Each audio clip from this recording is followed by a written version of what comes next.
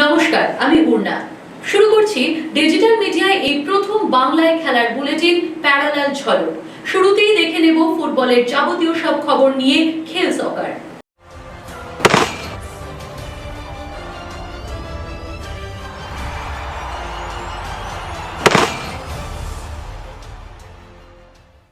আবার হার ইস্টবেঙ্গলে। যুব ভারতীতে এফসি গোয়ার কাছে ৩-২ গোলে হেরে গেল লাল হলুদ ব্রিগেড।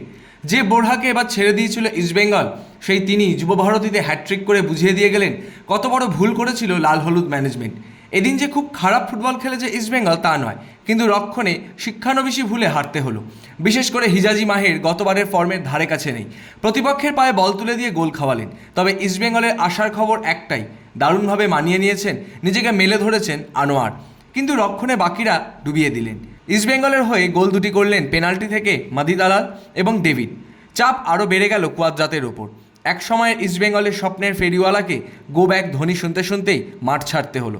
শুনে নিন ম্যাচ নিয়ে কি বিশ্লেষণ করছেন Alvito D'Cunha.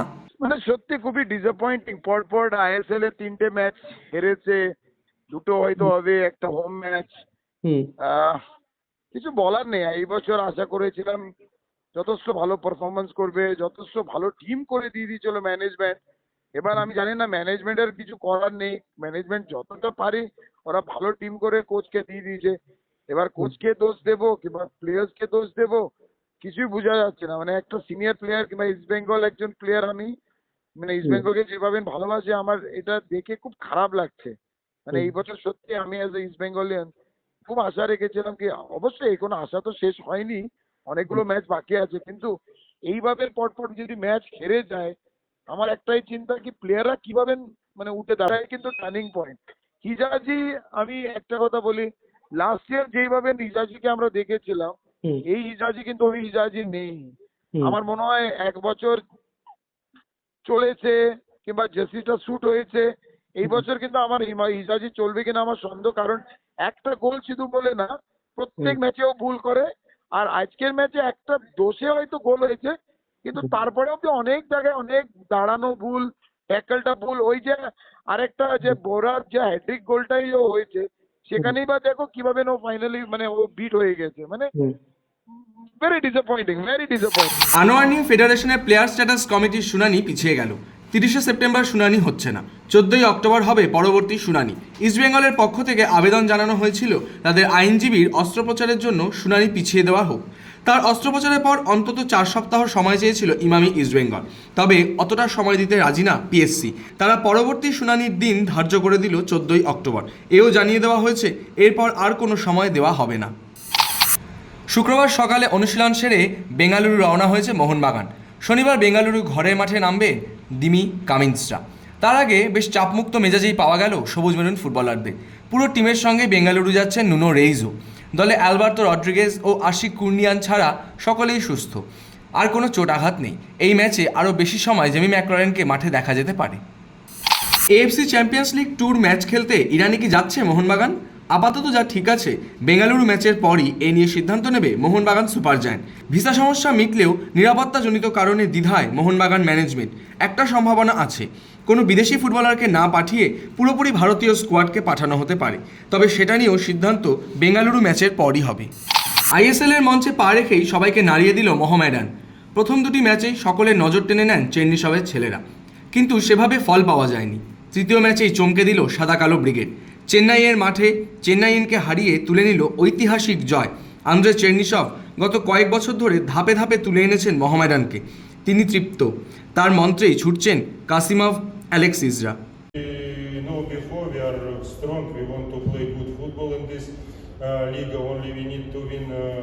this match, and I'm very happy about my players. Now they first they understand after 2 matches they can play good football. Now they understand they can win matches in ISL, and this is really very important for us. Dipendu বিশ্বাস football সচিব ও manager হিসাবে নানাভাবে সাহায্য করে চলেছেন Andre চেরনিসভকে।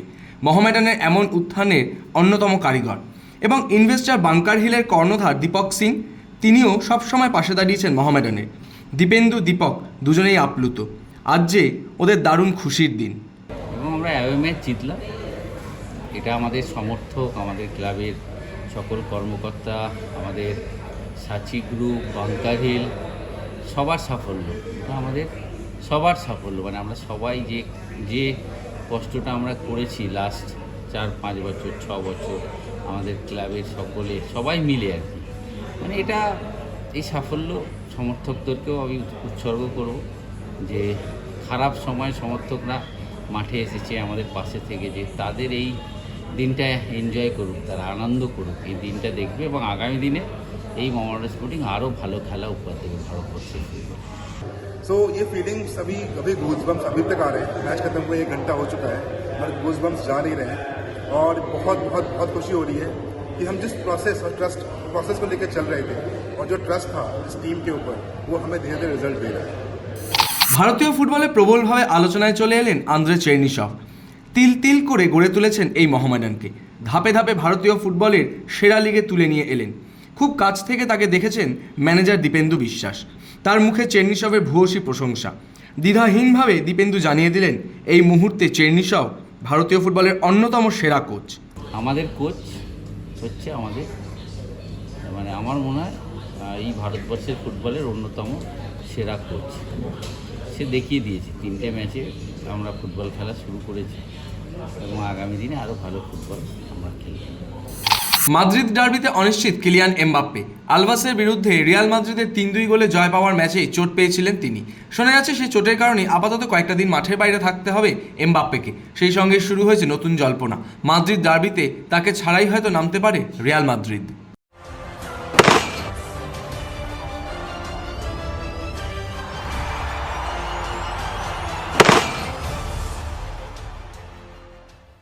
ঘরোয়া থেকে আন্তর্জাতিক ক্রিকেটের যাবতীয় সব খবর নিয়ে আমাদের বিশেষ সেগমেন্ট লে ছক্কা।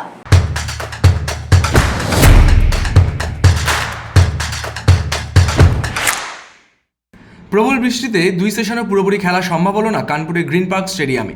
ভারত বনাম বাংলাদেশ দ্বিতীয় টেস্টের প্রথম দিন খেলা হলো মাত্র 35 ওভার। প্রথম দিনের শেষে বাংলাদেশের রান 3 উইকেটে 107। টস জিতে এদিন প্রথমে বোলিংয়ের সিদ্ধান্ত নিয়েছিলেন রোহিত শর্মা। ম্যাচের শুরু থেকেই ছিল বৃষ্টির ভ্রুকুটি। মধ্যাহ্নভোজের আগেই বাংলাদেশের 2 উইকেট তুলে নিয়েছিলেন আকাশদীপ। এরপর দ্বিতীয় সেশনে খেলা শুরু হলে ফের বৃষ্টির দাপট। ম্যাচ বন্ধ থাকে দীর্ঘক্ষণ। মাঠের আউটফিল্ডেও জল জমে গিয়েছিল। শেষ পর্যন্ত চা বিরতির সময় প্রথম দিন শেষ ঘোষণা করা হয়। কানপুরে দীর্ঘ 60 বছরের রেকর্ড ছিলেন রোহিত শর্মা। 1964 সালের পর প্রথম ভারতীয় অধিনায়ক হিসাবে টেস্ট ক্রিকেটে এই মাঠে টস জিতে ফিল্ডিংয়ের সিদ্ধান্ত নিয়েছেন তিনি। 1964 সালে মনসুর আলী খান পাতৌদি প্রথমবার এখানে টস জিতে ফিল্ডিং নিয়েছিলেন। সেই একই কাজ 2024 সালে করলেন রোহিত শর্মা বাংলাদেশের বিরুদ্ধে। প্রাক্তন থেকে বিশেষজ্ঞরা যখন এই পিচে টস জিতে ব্যাটিংয়ের পরামর্শ দিচ্ছিলেন, সেই জায়গায় রোহিত শর্মা কিন্তু হাঁটলেন সম্পূর্ণ উল্টো রাস্তাতে। শেষ পর্যন্ত সাফল্য আসে কিনা সেটাই দেখার অপেক্ষায় প্রত্যেকে। আইপিএলের মেগা নিলামের আগেই নিজেদের মেন্টর ঠিক করে ফেলল কলকাতা নাইট রাইডার্স। গৌতম গম্ভীরের পরিবর্তে এবার নাইট রাইডার্সের নতুন মেন্টর ডোয়েন ব্রাভো। অবসর নেওয়ার 24 ঘন্টার মধ্যেই এই নতুন দায়িত্ব উঠল তার কাঁধে।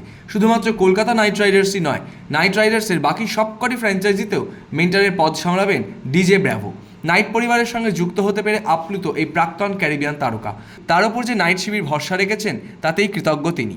To all the Night Riders fans around the world, to all the DJ Bravo fans around the world, first I want to say thank you, a big thank you to the Night Riders family, management, for trusting me and giving me the opportunity to be a part of a very special franchise.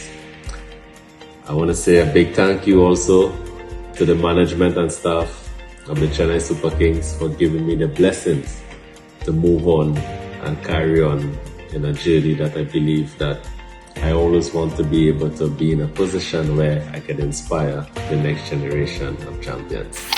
Rohit, বিরাট, সাকিব, শান্তদের পাহারা দিচ্ছে হনুমান। কি অবাক হচ্ছেন তো? অবাক হলেও এটাই সত্যি। কানপুরে খুবই বাদরের উপদ্রব, বিশেষ করে স্টেডিয়াম চত্বরে। কারো হাতে কিছু দেখলেই ঝাঁপিয়ে পড়ে কেড়ে নেওয়ার চেষ্টা করে বাদরের দল। তাদের হাতে আক্রান্ত হতে পারেন দর্শক, ক্রিকেটার বা খেলা সম্প্রচারকারী সংস্থার কর্মীরাও। বাদরের উৎপাত ঠেকাতে স্টেডিয়ামে মোতায়েন করা হয়েছে হনুমান। যেমন তেমন নয়, আনা হয়েছে একেবারে প্রশিক্ষিত হনুমান। গ্রিন পার্ক স্টেডিয়ামের ভেন্যু ডিরেক্টর সঞ্জয় কাপুর বলেছেন, এখানে বাদরের উৎপাত আতঙ্কের জায়গায় চলে গিয়েছে, সেজন্য হনুমান ভাড়া করে আনা হয়েছে।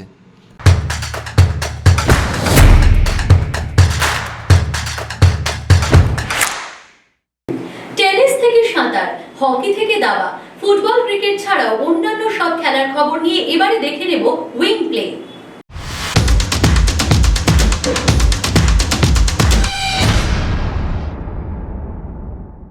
সম্প্রীতির বার্তা দিলেন পাকিস্তানের দাবারুরা। হাঙ্গেরির বুদাপেস্টে দাবার 45তম অলিম্পিয়াডে দেশের মুখ উজ্জ্বল করেছিলেন ভারতের দাবার তারকারা।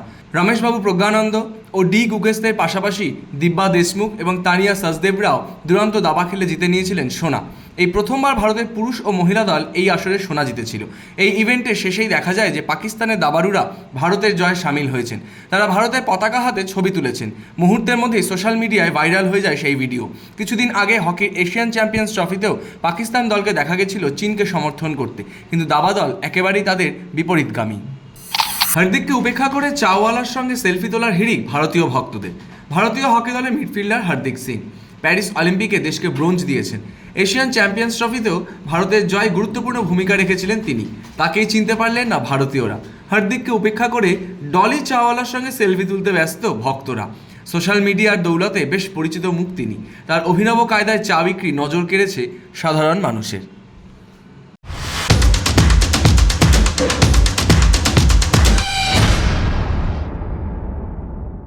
এবারে নানা রকম মন্তব্যের কোলাজ নিয়ে আমাদের বিশেষ সেগমেন্ট থ্রো ইন।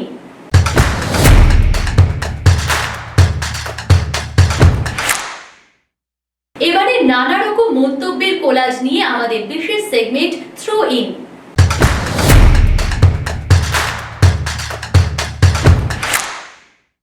নাইট রাইডার্সরা যেভাবে দল পরিচালনা করে তার শেখার মতো। দলের প্রতি মালিকদের আবেগ, দায়বদ্ধতা, পেশাদারিত্ব এবং পরিবারের মতো আন্তরিক ব্যবহার খুবই ভালো লাগে।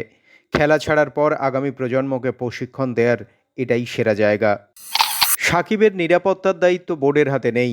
ব্যক্তিগতভাবে কাউকেই নিরাপত্তা দিতে পারে না বোর্ড। সরকারের শীর্ষস্তর থেকে সাকিবের নিরাপত্তার বন্দোবস্ত করতে হবে। দেশের মাটিতে খেলা উচিত কিনা সেই সিদ্ধান্তও নিতে হবে সাকিবকেই। একজন ক্রীড়াবিদের জীবনে টাকা আর সম্মান বড় বিষয়, কিন্তু সমর্থকরা যখন তাদের পাশে থাকে এর থেকে বড় আর কিছুই হয় না। প্যারালাল ঝলক আজ এ পর্যন্তই। খেলার সেরা বুলেটিন প্যারালাল ঝলক দেখুন প্রতিদিন রাত 10টায়।